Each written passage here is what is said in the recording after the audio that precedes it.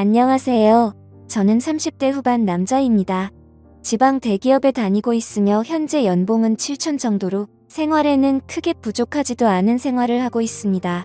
20대 후반의 주변 사람들의 소개로 지금의 아내를 만나게 되었고 짧은 연애 기간 동안 마누라가 임신을 하게 되어 결혼까지 하게 되었습니다. 저희 마누라가 사실 인물이 좀 많이 괜찮습니다.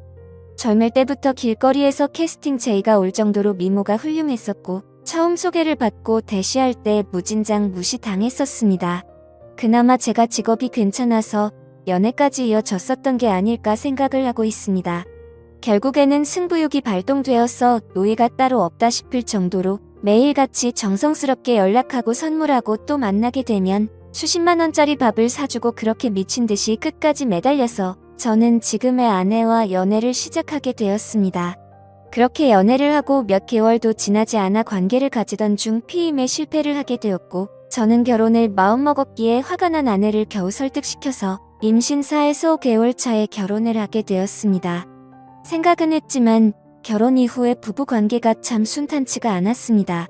나 때문에 자기 인생을 망쳤다며 매일같이 저를 가만히 두지를 않았습니다. 가끔씩은 술을 마시고 폭력도 행사했습니다. 여자가 때린다고 얼마나 아프겠냐마는 그래도 저는 자존감이 너무 낮아졌습니다. 그래서 그렇게 아내가 화를 내고 짜증을 부리는 때이면 잠시 풀어줄 수 있는 방법이 비싸고 좋은 곳에서 분위기 좋은 외식이나 선물을 해주는 것이었습니다. 그렇게 하면 잠시는 풀렸는데 그게 또 오래가지는 못했습니다. 그렇게 저는 호구 같은 생활을 이어나가고 있었고 결혼을 한 뒤 아이를 낳고 나서부터는 아내와의 잠자리가 소홀해지기 시작했습니다. 아내는 이런저런 이유를 대더라고요. 아이 때문에 못한다. 살 빼오면 해준다. 피임 안 하면 안 된다. 결국 저는 결혼을 하고 나서 아내와의 관계를 이런저런 이유로 하지 못했습니다. 그래서 아내와 대화를 나누었고 고민 끝에 피임 기구를 시술했습니다. 하지만 그렇게까지 했음에도 아내는 관계를 거부했습니다. 진짜 결혼 이후에 1년에 겨우 한두 번 할까 말까였습니다. 혼자서 해결하는 것도 하루 이틀이지. 제가 이렇게 무시받고 천대받으려고 결혼을 했나 싶고 스스로가 한심하기도 했습니다. 그렇다고 저는 아내를 두고 바람을 필 생각은 전혀 하지를 않았습니다. 어린 시절 부모가 이혼하시고 병든 아버지를 봉양하며 호련단신 고아처럼 살면서 가족이나 가정에 대한 소중함을 누구보다도 잘 알고 절실했었기에 저는 그럴 수가 없었습니다. 그리고 여자 나오는 술집에 2차도 안 갔습니다. 결코 저는 단 한 번도 한눈 팔지 않았습니다. 그렇게 저는 집과 회사를 왔다 갔다 하며 기계 같은 삶을 반복하며 살았습니다. 그러던 어느 날 아내가 대뜸 차가 낡았다며 차를 바꿔 달라는 겁니다. 그래서 아직 더 탈 수 있을 것 같고 집에서 살림하면서 지내는데 좋은 차가 필요 있냐며 다음에 차를 바꾸는 게 어떻겠냐고 이야기를 했습니다. 그랬더니 이런저런 트집을 잡으면서 아주 그냥 마음먹고 그러는지 몇 날 며칠을 저를 못 살게 하는 겁니다. 그렇게 며칠이 지났고 남자들에게도 뭔가의 촉이라고 할까요? 냉랭한 기류가 흐를 때 갑자기 쎄한 느낌이 들었습니다. 저는 뭔가 찜찜한 마음에 아내의 휴대폰을 몰래 훔쳐보게 되었습니다. 휴대폰에는 낯선 남자와 나눈 대화가 있었습니다. 정말 그걸 보는 순간 피가 역려하는 기분이 들더군요. 나에게는 전혀 해주지 않았던 말들, 그 다정한 말들, 남편이 들어야 했던 말들을 다른 남자와 나누고 있었습니다. 그래서 거실 밖으로 나와 일단 마음을 가다듬고 아내에게 물어봤습니다. 내가 아내의 휴대폰을 들이밀면서 이 남자 누구냐고 물었습니다. 처음에는 발뺌을 하려고 하는지 횡설수설하다가 증거를 들이대고 있으니 그냥 만나는 남자라고 자백을 했습니다. 정말 그 말을 듣는 순간 망치로 머리를 맞은 기분이 들었고 손이 덜덜 떨리더라고요. 제가 다시 물었습니다. 그러니까 그게 누구냐고. 그러자 아내는 저의 절친인 친구의 이름을 말하더군요.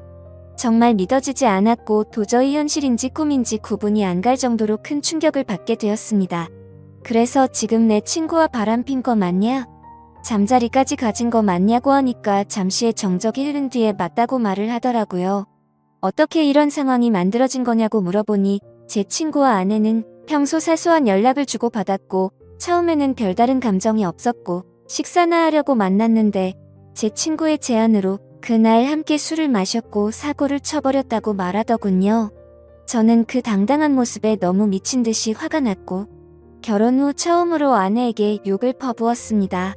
그리고 주방에 있던 가위를 들고 머리카락을 다 자르려고 하다가 몇 가닥 잘리는 거 보고서 그 순간만큼은 이건 아니다 싶어서 그만두었습니다.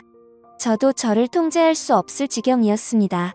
아내와 친구에게 배신당한 저는 너무나 분하고 억울하고 울었습니다.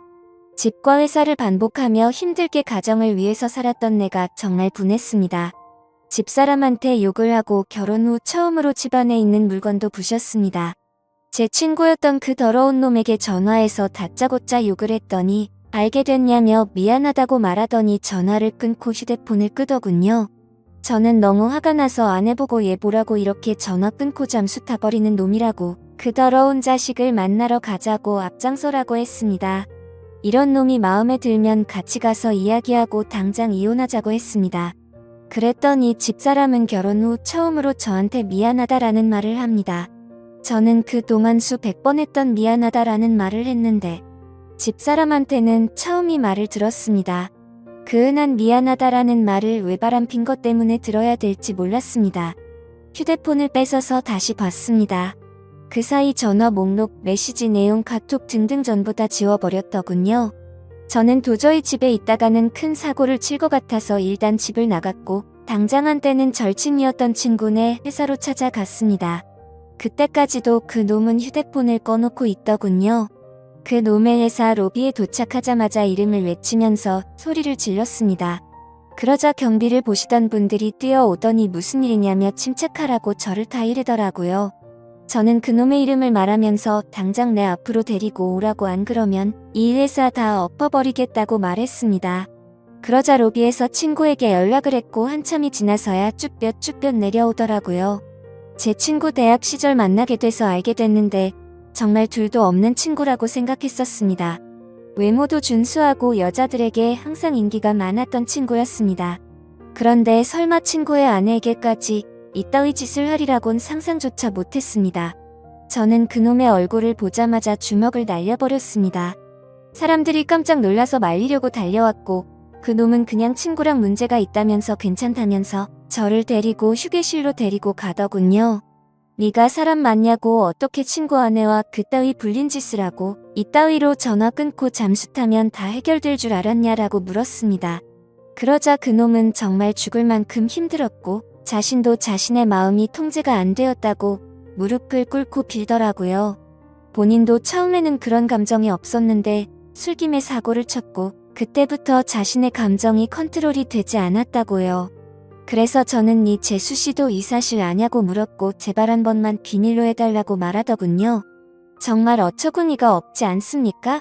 친구 아내를 데리고 그딴 짓을 한 놈이 자신의 가정은 지키고 싶었나 봅니다. 전 그 자리에서 그놈 아내에게 전화해서 이 사실을 다 말해줬고 앞으로 평생 내 눈에 띄지 말라고 말하고 인연을 끊어버렸습니다. 그렇게 하고 집에 들어오니 저녁이 다 되어 있더군요. 근데 집사람이 갑자기 돌변을 했더군요. 그 사람 회사까지 찾아갔냐며 그냥 그 친구와의 관계도 다 끝났다면서 갑자기 또 큰 소리를 칩니다. 너 이거 하나 때문에 앞으로 내 위에 서려고 하지 마라. 딱 이런 자세로 저에게 그대로 이야기했습니다. 그러면서 당당하게 짐을 싸서 친정으로 가더군요. 몇 시간 후 장모님이 전화가 옵니다. 자기 딸이 왜 집으로 왔냐고 물어봅니다. 저는 엄마 없이 자라서 장모님을 어머님이라고 불렀고 정말 친어머니 못지않게 모시고 아끼면서 어머님을 모셨습니다. 저는 있었던 사실을 이야기했습니다. 그랬더니 장모님 첫마디가 왜 휴대폰을 뒤져서 이 사단을 만드냐, 자네 친구도 문제다, 왜 그런 친구를 사귀어서 이런 상황을 만드냐 이렇게 말하더라고요. 꼭지가 돌았습니다.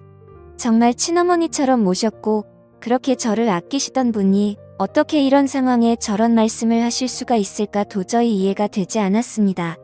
그러고 평소 다툼을 하면 항상 제 편을 들어주고 조언을 해주던 차영한테 전화를 했습니다. 혹시나 내 편일 줄 알고. 하지만 이미 소식을 들은 차영도 바람핀 건 잘못한 거 맞지만 제부도 머리카락을 자르려고 했다면서요. 바람핀 거랑 그런 행동은 따로 봐야 되는 거 아닌가요? 그리고 제부도 사회생활하면서 어디 가서 2차 하거나 바람핀 적 없어요. 라고 합니다. 참 어이가 없고 기분이 더 더러워지더군요. 더 이상 이런 인간들과는 대화를 할 수 없다는 생각이 들었습니다. 수년간 저는 그 사람들을 가족이라고 생각했습니다. 하지만 집사람뿐만 아니고 그 가족들에게도 저는 그냥 돈 벌어오는 기계였던 겁니다. 친정에도 제가 큰 돈을 몇 번이고 도움을 줬었거든요. 더 이상 기댈 곳이 없었습니다. 그날 저녁 아직 미취학인 둘째 아이가 엄마가 없다며 옵니다. 그 우는 모습을 보니 어릴 적 제가 생각이 났습니다. 아이는 엄마한테 전화해달라고 저를 보챘고 저는 어쩔 수 없이 전화를 해서 바꿔줬습니다. 다음 날부터 저는 현실을 직시하고 아이들을 챙기고 유치원 보내고 학교 보내고 정말 새벽부터 일어나서 분주히 움직였습니다. 둘째 머리 묶어주고 옷 입히고 하는데 너무 서툴러서 힘이 들더라고요. 그렇게 3일이 지나 장모님한테 전화가 와서는 집사람과 집에 온다는 것이었습니다. 퇴근 후 같이 앉아서 이야기를 했습니다. 장모님은 이미 상황은 벌어졌고 되돌릴 수 있는 방법은 없는데 어게 할 거냐고 제게 물었습니다. 이혼하길 바라는 거냐? 아니면 용서를 하고 살 거냐? 라고 하는데 집사람 표정은 절대로 잘못한 기색이 없습니다. 오히려 당당했습니다. 저는 그 모습을 보니 오만정이 다 떨어졌지만 아이들이 옆에서 철없이 웃고 장난치고 있는 모습을 보니 마음이 약해집니다. 제 어릴 적 모습이 생각나고 우리가 헤어지게 되면 내 자식들도 나처럼 어린 시절을 보내야 하는 거 아닌가 싶고 정말 미칠 것 같았지만 고민하고 또 고민을 했습니다. 저는 한참의 고민을 하고 나서 집사람에게 각서를 쓰자고 했습니다. 그랬더니 아내는 자기도 나한테 원하는 내용의 각서를 쓴다고 합니다. 그래서 내가 원하는 내용을 일단 적었습니다. 가정에 충실할 것이며 절대 외도를 하지 않는다는 내용과 추후 외도 발각 시 위자료 지급과 즉각 이혼이었습니다. 집사람도 나에게 원하는 걸 적었습니다. 양말, 팬티 뒤집어 놓지 않기, 옷 빨래통에 넣기, 상대방 무시하지 않기 등이었습니다. 외도와 양말이 동급 취급당하면서 장모님도 나보고 생활을 똑바로 안 했기 때문에 자기 딸이 그렇게 되었다며 동급 취급합니다.